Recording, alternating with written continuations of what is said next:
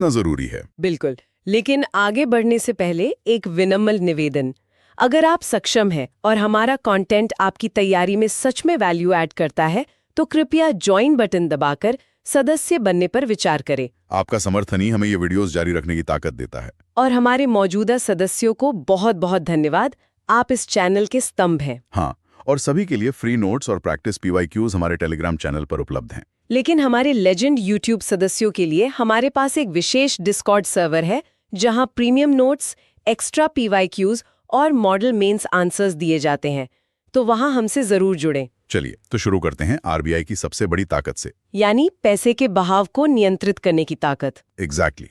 ज्यादातर लोग RBI को सिर्फ नोट छापने वाली संस्था के तौर पर ही जानते हैं, लेकिन इसका असली काम अर्थव्यवस्था का मास्टर कंट्रोलर बनना है। Master controller? मतलब ये तय करना कि बाजार में कितना पैसा रहेगा, वो कितना महंगा या सस्ता मिलेगा, और सबसे जरूरी वो किस दिशा में बहेगा। और ये कंट्रोल करने के लिए आरबीआई के पास कुछ खास हथियार होते हैं ना? हाँ, जिन्हें हम मॉनेटरी पॉलिसी टूल्स कहते हैं। हाँ बिल्कुल। और इनमें सबसे ज्यादा चर्चा में रहता है रेपो रेट। हर 2 महीने में जब मॉनेटरी पॉलिसी कमेटी की मीटिंग होती है, तो सबकी नजरें इसी पर होती हैं। रेपो रेट को आप RBI का मीटर कह सकते हैं।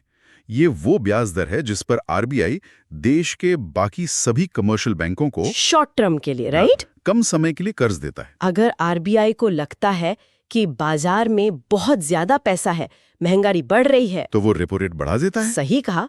इससे बैंकों के लिए आरबीआई से कर्ज लेना महंगा हो जाता है। तो वो भी आगे अपने ग्राहकों के लिए होम लोन, कार लोन सब महंगे कर देते हैं। मतलब लोग कम कर्ज लेते हैं, कम खर्च करते हैं, और अर्थव्यवस्था की रफ्तार थोड़ी धीमी हो जाती है। बिल्कुल। और इसका ठीक उल्टा होता है जब अर्थव्यवस्था सुस्त पड़ती है। और ये सीधे सीधे हमारे GS पेपर 3 यानी इंडियन इकोनॉमी से जुड़ा है।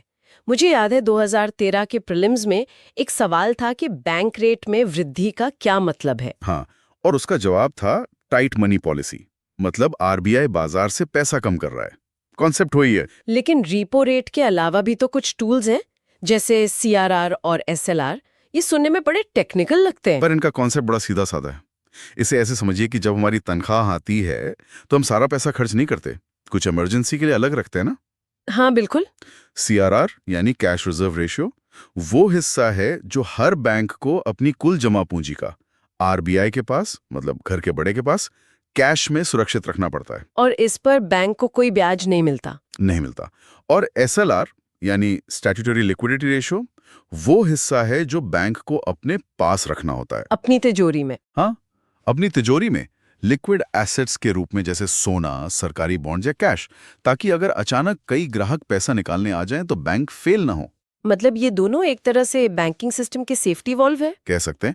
और यहीं पर एक और नया टूल बहुत चर्चा में आया है, SDF यानी स्टैंडिंग डिपॉजिट फैसिलिटी। अच्छा, ये रिवर्स रेपो रेट से कैसे अलग है? SDF असल में रिवर्स रेपो का एक अपग्रेडेड, ज्यादा शक्तिशाली संस्करण है।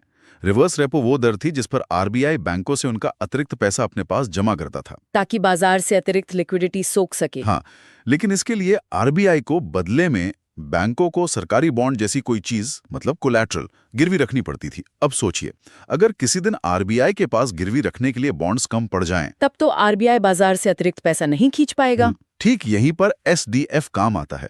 ये RBI को बिना कुछ गिरवी रखे बैंकों से असीमित मात्रा में पैसा सोखने की ताकत देता है। ये RBI के तर्कश में एक नया ब्रह्मास्त्र है। तो ये सारे टूल्स आरबीआई को अर्थव्यवस्था